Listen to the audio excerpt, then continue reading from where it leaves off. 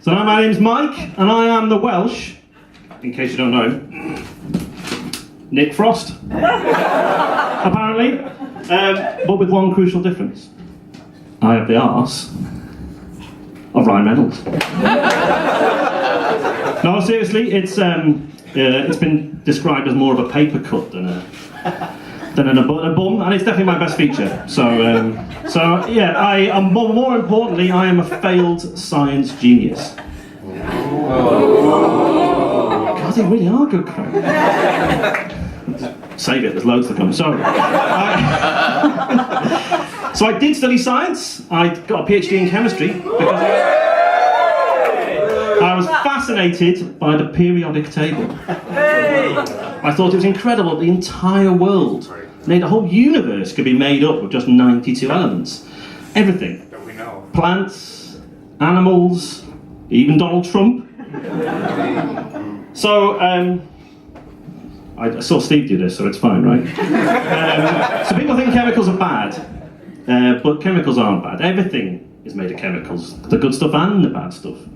And really, if someone's trying to sell you something that they say is chemical-free, they're trying to sell you nothing.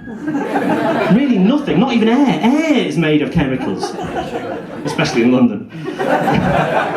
So it wasn't I was bad at chemistry, it's just that I was much more interested in applying my knowledge rather than kind of gaining more and more of it. And being a tough-ass scientist. And what I didn't want to do, I wanted to make money really, I didn't want to make discoveries. I basically wanted to be Breaking Bad.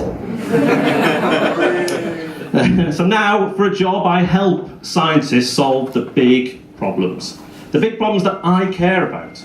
So that's climate change, diminishing natural resources, well, stopping the diminishing of natural resources, and finding the perfect girlfriend. I wonder what that reaction went. So, but the thing about scientists is, of course, that the best ones, the real experts, have overcome a lot of failure to get there, and they've learned from it. So I am now almost a relationship genius. The other thing about science, of course, is people think it deals in absolutes. The media will have you think it's all black and white. It gives black and white answers. Well, science, I have to tell you, does not deal in absolutes ever. Good. And that's the problem that scientists face, of course, is getting their ideas across in a world that works like that. So, they struggle to get ideas across, they struggle to talk to normal people. It's a wonder they do it at all, to be honest. In fact, you might think the Big Bang Theory is a comedy. It's actually a gritty documentary about the reality of what it's like for scientists dealing with the real world. I worked with a lot of these people. I tell you, this really is the way it is. They are like that, not connected with the real world whatsoever. God, I wish I could read my own writing.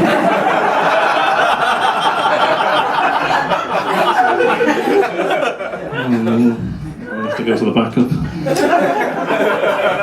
Where are we? Oh yeah, so I'm a failed genius. Yeah.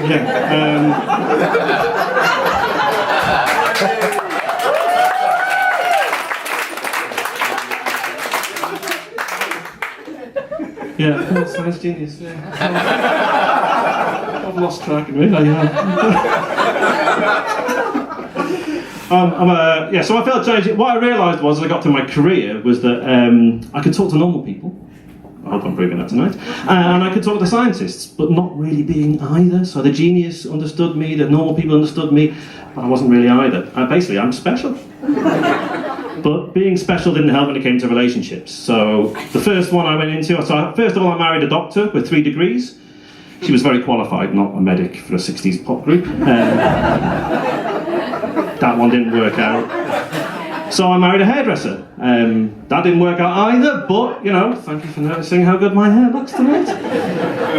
In fact, my most faithful relationship, the one that's lasted the longest, the one that gives me the greatest joy, is with my car. I've had her longer than both marriages combined, but this is where you get a bigger reaction now. We're going to have to break up soon. I'm gutted too. She's a diesel. So I'm back in the dating game after 20 years of break. I know, it looks like I was dating last at 8, yeah. But the rules changed, didn't they? Wow, technology has completely changed it. Back then in the early 90s, if I gave a girl my number, I just hoped that when she rang the landline, that my mum would take her name.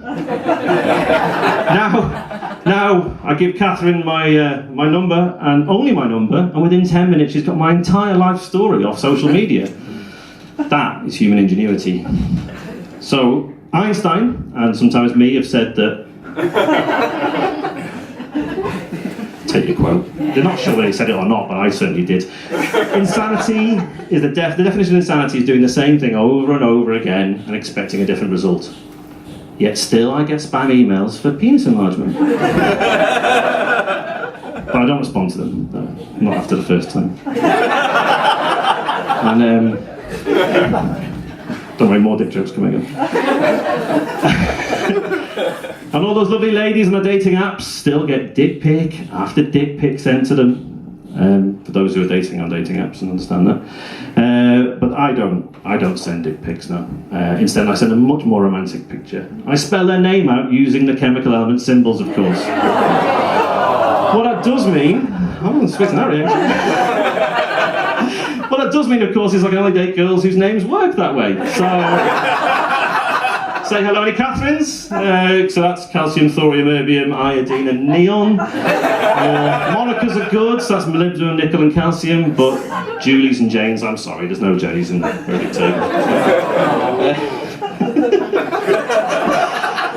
But, yeah, a bit like I am tonight, genius is at its best when we're really up against it, when we're really under pressure. That's when humans can be really, really ingenious. As I discovered last October, on a train journey to Glasgow, sat on the toilet to find there's only one sheet of toilet paper available.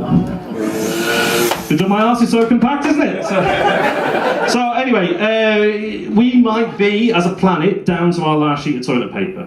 But if the geeks can just stop trying to sort my love life for long enough, they might find a way through, and I'll be the one that comes back and explain it all to you. Thank you very much, good evening!